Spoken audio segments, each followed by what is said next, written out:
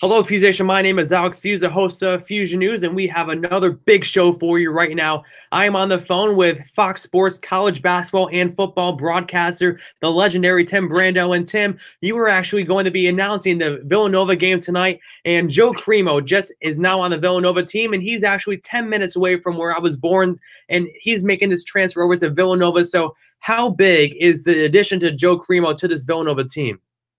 It's very important this year, Alex, because as you know, they did not plan on losing DiVincenzo and Omari Spellman. So to go along with those guys that they knew they were going to lose last year, the player of the year without question in Brunson. I think when that great run was made in the tournament and everyone got so involved and Spellman was so dominant, plus they knew, listen, you've only really got two guys left from the core, and really only one guy left that goes back to 2016, and that's Phil Booth, who wouldn't be here were it not for an injury that cost him a season. So adding another veteran player and someone that can really shoot it, and as you know, Joe Cremo can really shoot it, is something that Villanova's foundation of basketball excellence is built on. So he is a tremendous addition. Now, obviously tonight, I know he's been a little bit banged up, so I think it'll be more felt what Joe can deliver to this team as the season goes on than perhaps early in the year. But he's a welcomed addition, and it's very rare that you see Villanova with a grad transfer. That's not something that historically they've done much of. In fact, Jay's not a real fan of the rule, but Cremo really fit well into what his needs were this year. So he's in a really nice place for himself, and I think his timing couldn't have been better for Villanova. So it's a win-win for both. Everyone loves college basketball. There's just something different about college basketball from any other sport. And you've been covering this college basketball sport for many years now. What's your favorite thing about college basketball, Tim? Well, I think it's the freshness of it. Listen, the sport's got a lot of issues.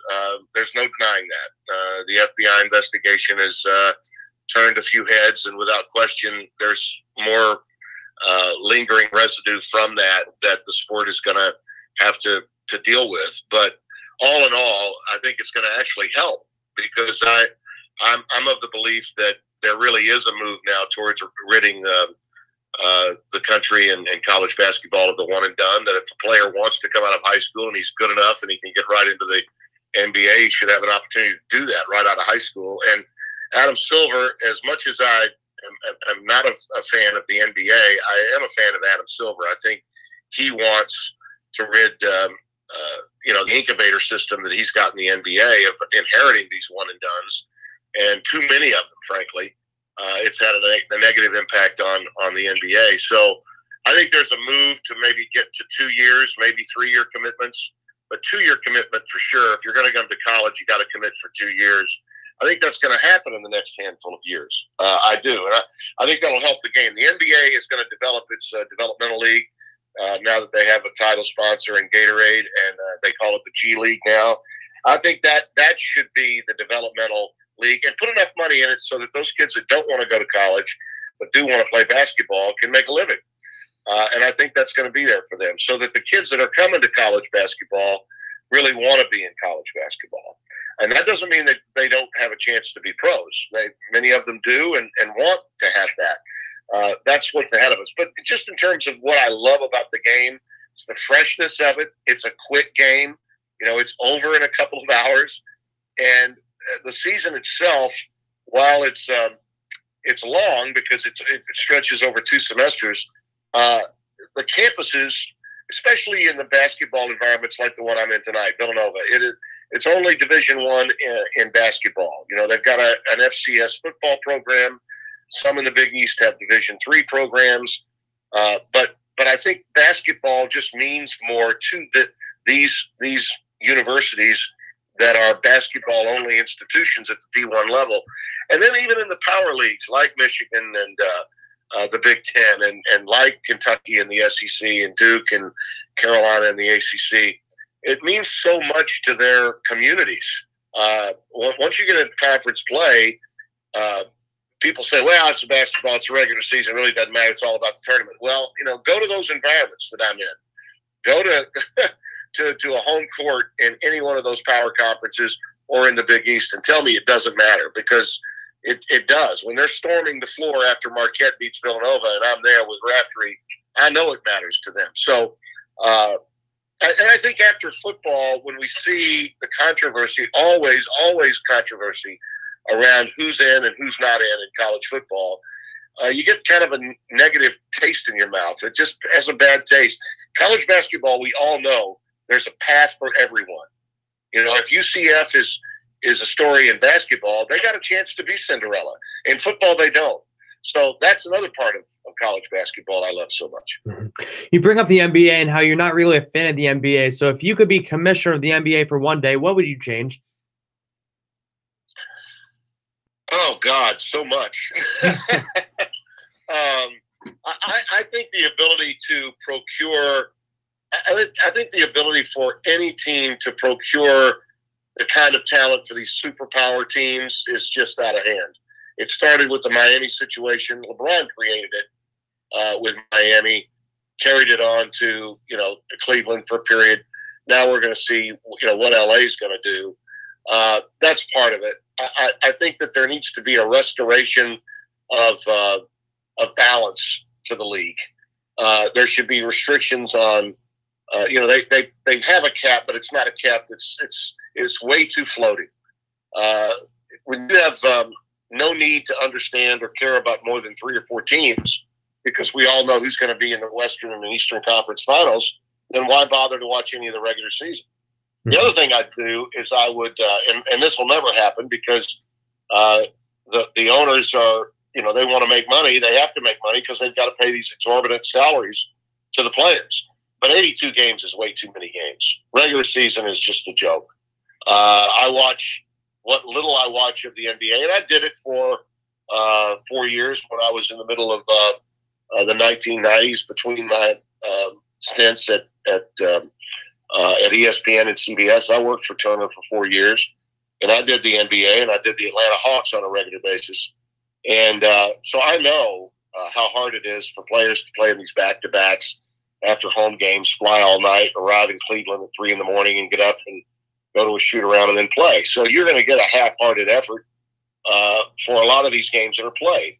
A lot of fans come a long way to see great players play, and they don't play because they're too tired to play. They're fatigued. The regular season should be it should be like a strike-shortened season, like they had a few years ago when they only played 50 regular season games. I think if you had a 50 to 60 regular season schedule, you'd get maximum effort, and you'd have more urgency for teams to play well to make the playoffs. With 82 games, guys take nights off all the time. And that's just a bad product to me. I can't watch it. I mean, I really can't.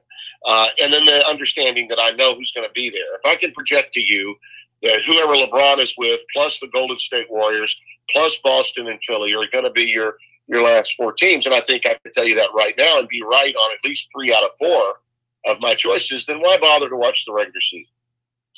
Yeah, I definitely agree. And I don't even really care about the NBA regular season. I just tune in for the finals, and it's either going to be whatever team LeBron's playing for and then the Warriors. Right. Yeah.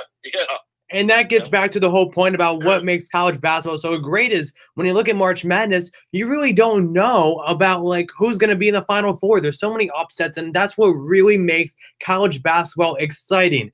Throughout all the years in your career, what has been the #1 upset team that left you speechless, that you couldn't believe that team just upset that team? Well, it was, history repeating itself. Villanova in '85. The perfect game played. I mean, I was in Lexington. It was my, at that time, 4th consecutive Final Four to cover.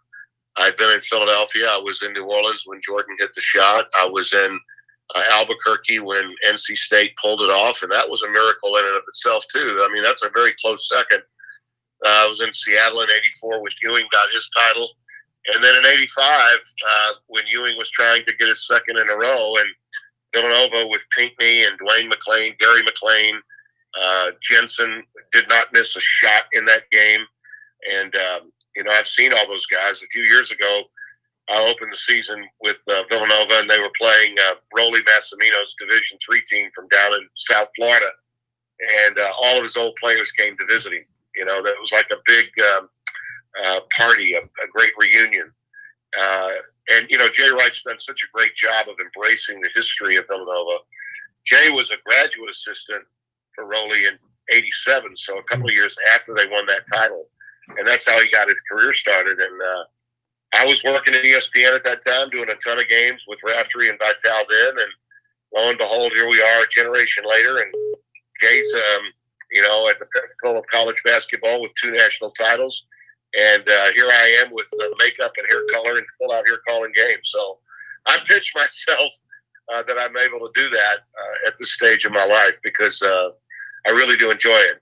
The relationships that I've had with so many, not just in my business, but also in college basketball, you know, the coaches, Izzo and Roy Williams and, you know, Mike Krzyzewski.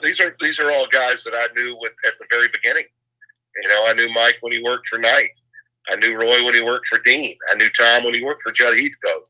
And I knew Jay when he worked for Rollie. So, you know, they're contemporaries of mine. So it's like going in and seeing an old friend and then telling the story of their teams all over again. So it's a lot of fun. Mm-hmm. Tim, last question before I wrap up this interview. One of the professors here at Dean College, his name is John Rook, and he is a play-by-play announcer for Providence basketball.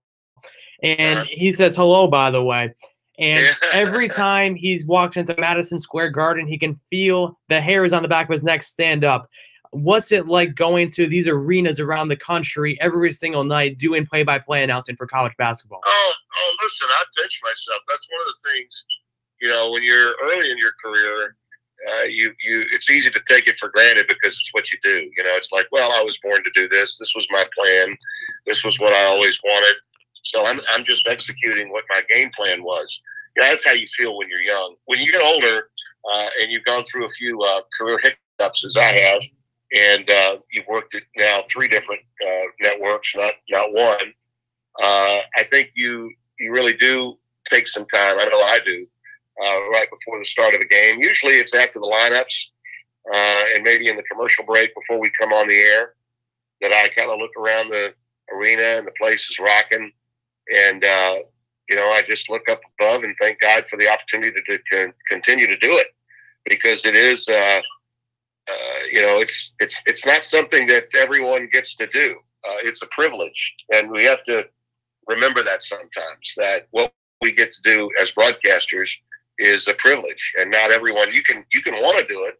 You can feel like you should be doing it, but that doesn't mean that you're going to be doing it. So the fact that I have for such a long time, this is for me. I've been covering college basketball on sports television outside my region of the country since 1983.